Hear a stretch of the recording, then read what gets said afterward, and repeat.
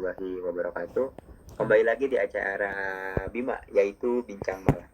Nah, kali ini kita kedatangan tamu spesial, yaitu Bung Faris Putra Patama. Beliau ini merupakan salah satu penggemar film gitu. Sudah banyak film-film yang beliau tonton, dan saya juga lihat Bung juga memiliki banyak koleksi film ya, Bung ya? Kalau film lumayan banyak lah, kayak sering nonton Ya. gitu.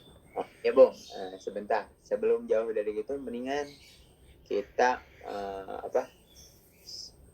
izinkan buat Bung Faris buat memperkenalkan diri lah.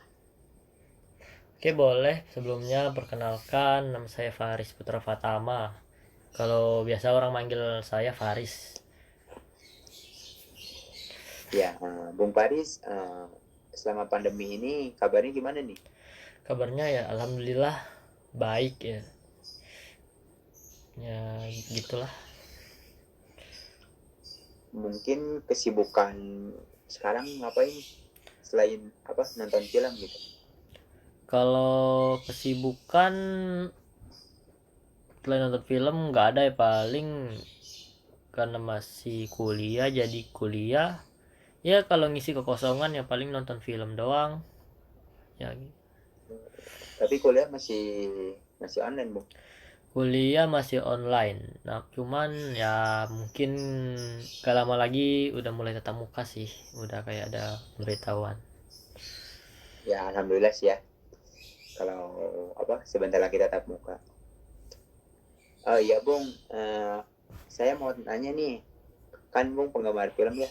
Iya boleh. Menurut Bung, apa sih gitu favorit film Bung itu? Kalau untuk pertama film rata-rata saya banyak ya nonton, mungkin dari semua genre. Cuman genre yang paling sering ditonton action yang disukai. Kenapa alasan Bung suka film dengan genre action gitu? Pasti mempunyai alasan dong. Iya, ini action karena gimana ya, rata-rata alur cerita film action itu kayak menarik gitu, menarik untuk ditonton karena banyak-banyak aksi yang bakal ditampilin dari film tersebut. Nah jadi kita nggak ngebosenin buat nonton gitu. Oh iya nih Bung, eh, kan dari katanya Bung suka film action. Mm-mm. Pasti ada dong, sebutin bolehlah film apa sih yang ditonton gitu di genre action itu. Kalau untuk di genre action mungkin saya ngikutin dua ya. Mungkin Ya. dari film Marvel, Avenger, sama satu lagi dari Universal Studio, The Fast and Furious. Kalau boleh tahu scene favoritnya yang mana dari kedua film itu? Kalau nggak salah satu aja deh, sebutin scene favorit gitu. Nah kalau di Iya. mungkin Fast and Furious ya, scene favorit. Kalau di Fast and Furious banyak ya, karena mungkin filmnya lebih banyak ke balap-balapan liar ataupun aksi-aksi yang berbahaya ya. Ya mungkin kalau untuk adegan mungkin ya itulah kayak pertarungan jalanan gitu lah, kayak berantem lah pokoknya. Ya, kalau ini ya Bung ya, ada gak sih menurut Bung film yang apa ya maksudnya, yang relate gitu sama perkembangan zaman, sama kehidupan kita yang sekarang, dan sebagai sarana edukasi gitu buat masyarakat juga. Kalau dari Bung sendiri ada saran nggak buat saya dan para penonton itu buat nonton film tersebut? Itu film apa ya? Kalau yang relate ya sama zaman sekarang, bentar, kita ini dulu, ada ya. Oh, oke, saya ingat. Nah, nih saya kasih tahu ya buat teman-teman. Ada nih satu film yang ngejelasin kayak perkembangan media sosial. Nama judul filmnya The Social Dilemma. Nah, filmnya Oh, rilis tahun 2020 dan oh Bu, ya. di sosial dilema kayak saya juga pernah dengar sih. Nah, benar ya. Kalau boleh tahu nih ya Bung, boleh gak sih ceritain secara garis besar gitu? Si film ini tuh menceritakan tentang apa sih gitu? Nah, ini sebelumnya saya ya ini dulu ya. Film ini merupakan film yang dibalut dengan ilustrasi yang luar biasa ya. Mungkin banyak adegan-adegan yang ditampilkan. Nah, film ini merupakan film dokumenter yang menceritakan pentingnya sosial media dan membongkar sisi gelap teknologi internet. Nah, serta ditenagai oleh algoritma hingga akhirnya membawa kepada sebuah dilema atau sebuah masalah. Film ini juga menjelaskan beberapa hal yang mengerikan sebagai dampak dari penggunaan media sosial, mulai dari pengawasan secara diam-diam atau mata-mata lah terhadap pengguna. Jadi begitu.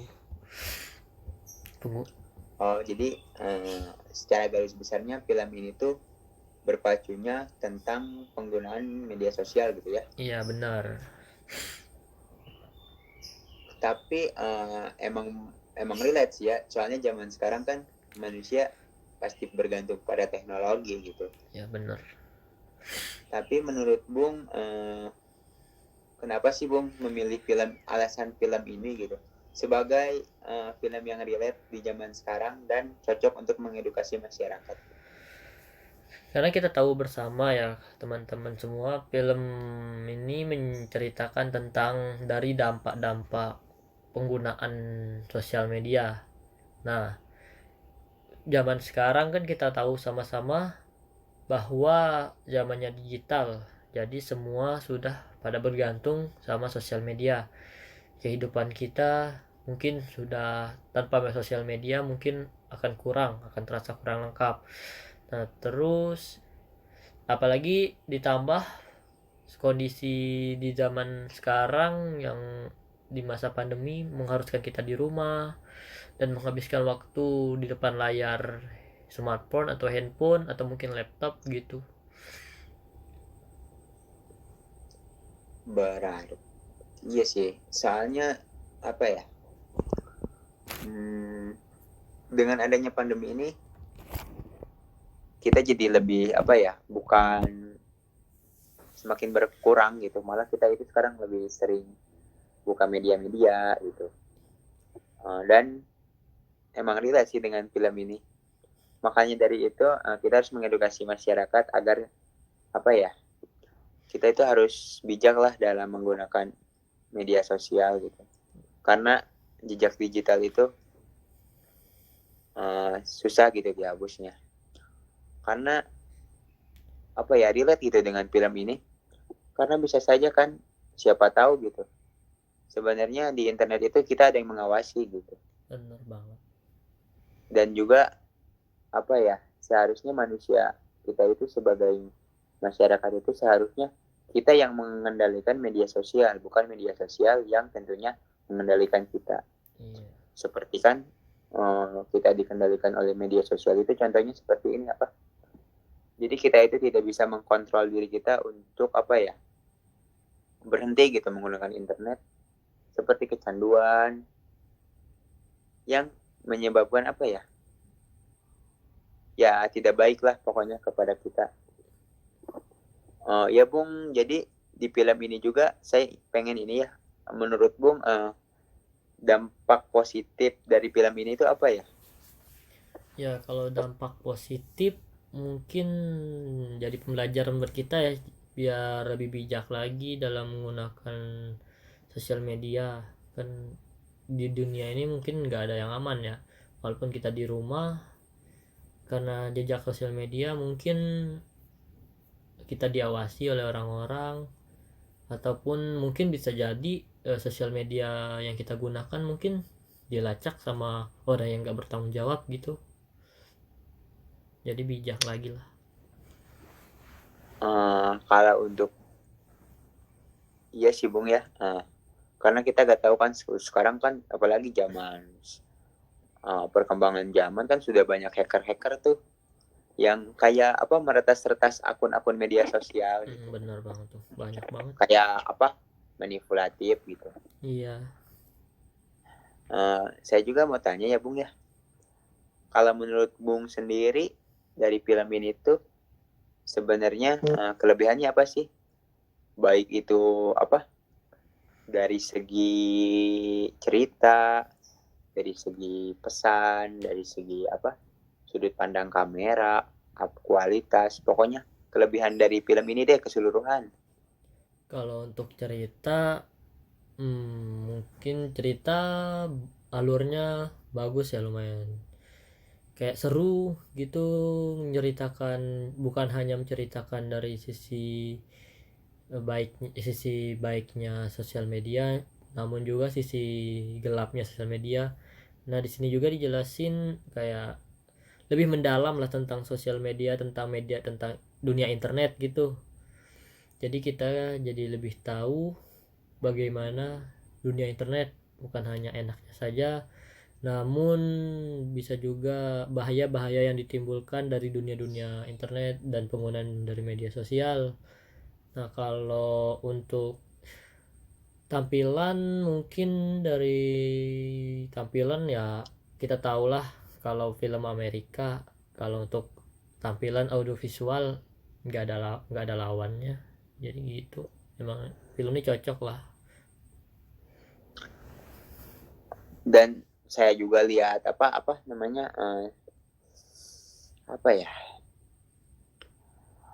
dari film ini tuh menurut saya masih ada kekurangannya sih ya.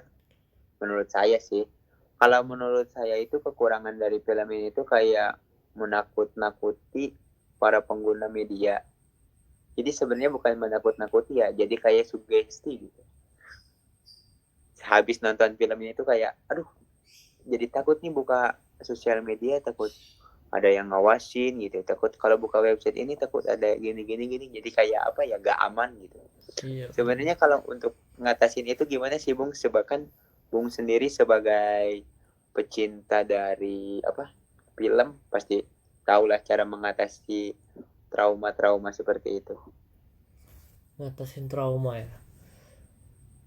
Hmm, kalau tapi kebanyakan orang sih mungkin iya sih, kalau dari film kadang kita takut ya. Jadi kayak ke bawah suasana gitu. Sebenarnya kalau di film itu nggak sekejam di dunia nyata. Mungkin ada beberapa oknum-oknum yang nggak bertanggung jawab ya. Nah, jadi tapi kalau untuk kita kehidupan sehari-hari harusnya nggak akan kejadian hal-hal seperti itu. Nah, tapi kalau kita sering sering cari masalah di internet atau di sosial media, mungkin ada dampak yang ditimbulin ya, mungkin ya banyak orang yang tidak suka. Nah, maka dari itu mungkin kalau yang nonton film ini takut, nggak usah khawatir lah, mungkin nggak akan terjadi kalau kita juga lebih bijak dalam menggunakan sosial media. Jadi seperti itu. Ya berarti intinya eh, selebihnya kembali lagi kepada kita ya, Iya benar. karena tidak ada asap kalau tidak ada api, makanya tidak akan ada apa masalah kalau kita nggak buat gitu kan. Iya benar. Iya juga nih Bung nih, kalau menurut Bung sendiri pesan yang paling mencolok gitu dalam film ini itu apa sih? Kalau pesan, nah di sini saya akan jelasin. Mungkin pesan yang disampaikan dari film ini sangat baik dan mudah dipahami untuk para teman-teman yang ingin menonton. Nah, informasi juga yang disampaikan dari kisah nyata. Jadi kita mungkin ada hubungannya sedikit demi sedikit sama film ini. Nah, film ini juga benar-benar terjadi di era sekarang, di era digital yang dimana kita membutuhkan teknologi yang canggih. Nah, di samping itu juga film ini memberikan banyak banget dampak positif yang dapat kita dapat di dalam menggunakan media sosial, mulai dari mudahnya mendapatkan informasi, jaringan internet yang sangat cepat, dan juga mempengaruhi perkembangan penyebaran informasi yang ada. Nah, jadi yang sedang terjadi dalam kehidupan sehari-hari serta hal positif lainnya juga bisa kita ambil dari film ini, dan kita juga dapat menggunakannya lebih bijak.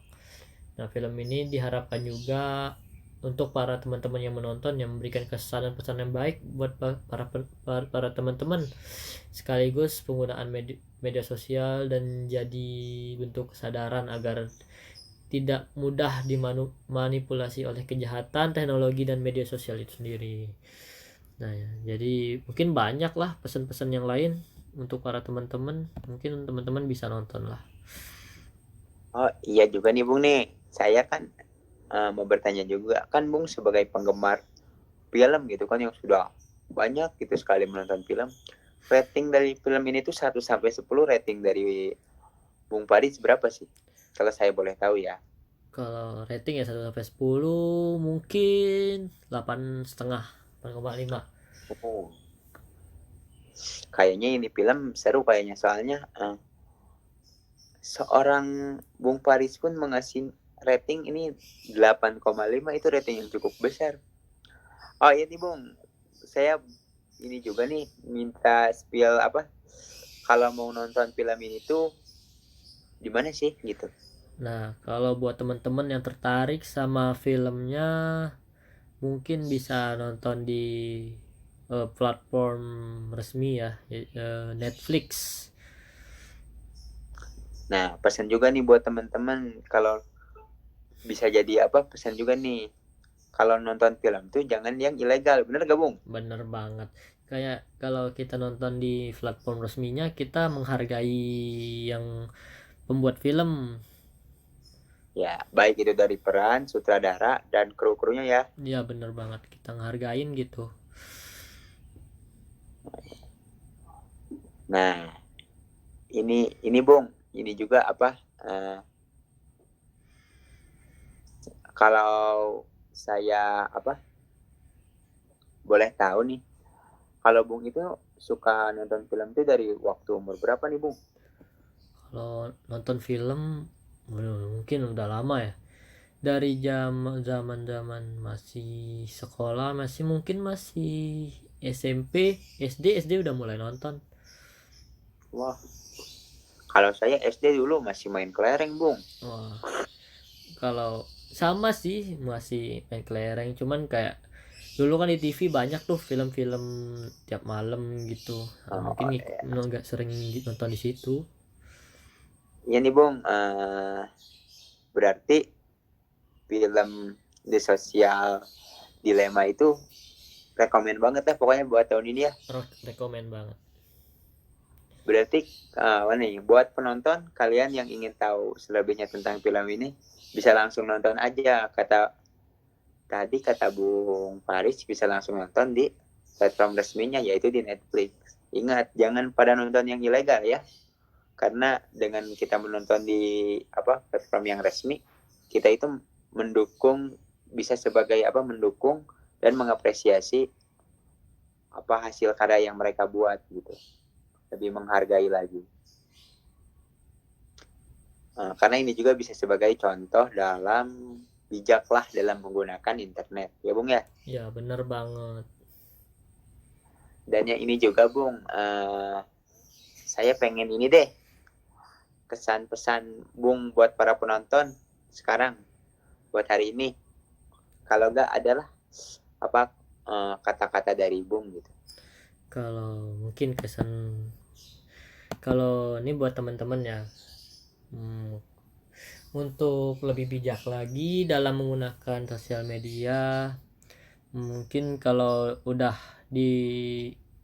sudah berselancar dalam sosial media, mungkin intinya lebih sopan lagi dalam berkata-kata, jangan mengeluarkan kata-kata kotor, atau minimal jangan mencari masalah di dalam sosial media. Kita harus jadi pengguna yang pintar dalam sosial media agar kedepannya mungkin tidak ada kejahatan-kejahatan yang menghampiri kita, Jadi intinya kita lebih bijak dan memfilter apapun informasi-informasi yang keluar di sosial media. Dan satu lagi, kita juga jangan termakan sama berita palsu atau hoax, karena itu sering banget sama masyarakat Indonesia. Ya, ya sudah ya Bung. Nampaknya kita sudah hampir berapa menit ya? Sudah hampir ada cukup lama ya. Kita berbincang-bincang malam ini. Mungkin karena keseruan film apa? The Social Dilemma. Jadi bicaranya jadi Seru. melebar sekali ini nih. Iya. Buat para penonton mungkin cukup sampai dari sini saja ya acara dari Bima Bincang Malam kali ini. Ya, terima kasih sebagai Bung Faris yang sudah mau menghadiri acara ini sebagai bintang tamu. Iya, saya terima kasih banyak udah diundang sama Dava. Dan terima kasih juga kepada para penonton setia dari Bima Bincang Malam. Saya Dava Julfikar sebagai host pamit undur diri. Terima kasih untuk semuanya. Dan jangan lupa ya, buat kalian nonton film The Social Dilemma di platform Netflix. Jangan lupa. Dan mohon maaf juga bila ada perkataan saya yang kurang menyenangkan. Salam dari saya, sampai jumpa dan selamat malam. Selamat malam.